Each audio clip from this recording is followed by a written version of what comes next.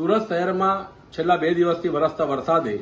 સુરત મહાનગરપાલિકાના ભારતીય જનતા પાર્ટીના ભ્રષ્ટ શાસનની પોલ ઉગાડી પાડી છે અને વહીવટી તંત્રના ખૂબ મોટા દાવા હતા કે પ્રી મોન્સૂન કામગીરી ખૂબ સારી રીતે થઈ છે,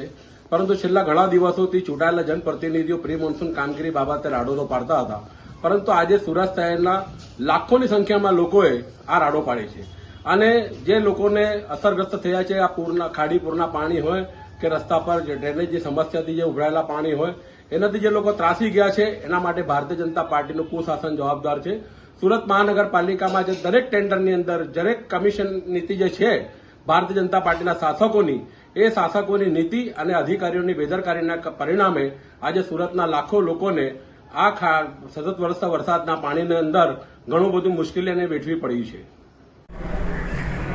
નમસ્કાર, જય હિન્દ, જય ભારત। આજે આપણને સૌને ખબર છે કે હવામાન ખાતાની જે પ્રમાણેની આગાહી છે કે ખૂબ ભારે અતિ ભારે વરસાદ જે પડવાનો છે ને અત્યારે હાલમાં જે પ્રમાણે વરસાદ પડી રહ્યો છે એ પ્રમાણે ઘણી બધી જગ્યાઓ પર પાણી ભરાયા છે। સાથે સાથે ઘણી આ જેમ કે મીઠી ખાડી છે તો મીઠી ખાડીનું જે અમુક લિંબાયત ઝોન છે, લિંબાયત ઝોનની અંદર લોકોના ઘરોની અંદર પાણી ઘૂસી ગયા છે, ખાડીપુર આવી ગયા છે, ઘણી જગ્યાએ આવવાની અત્યારે શક્યતાઓ વધી રહી છે। આવી કપરી પરિસ્થિતિની અંદર શાસકો તો લોકોની વચ્ચે નથી દેખાતા, પરંતુ માનનીય કમિશનર પણ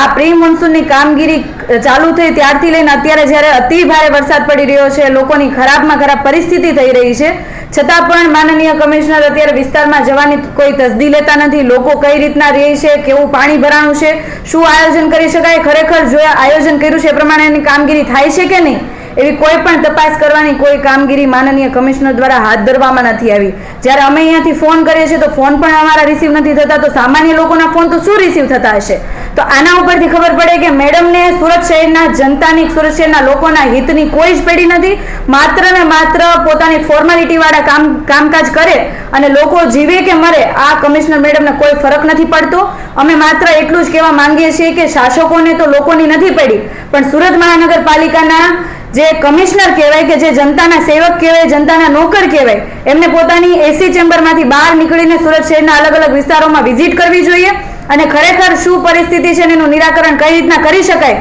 કઈ રીતના લોકોને આપણે સ્થળાંતર કરીને બચાવી શકાય, આવા આયોજનો અને આવા જે કાર્ય છે હાથ ધરવા જોઈએ।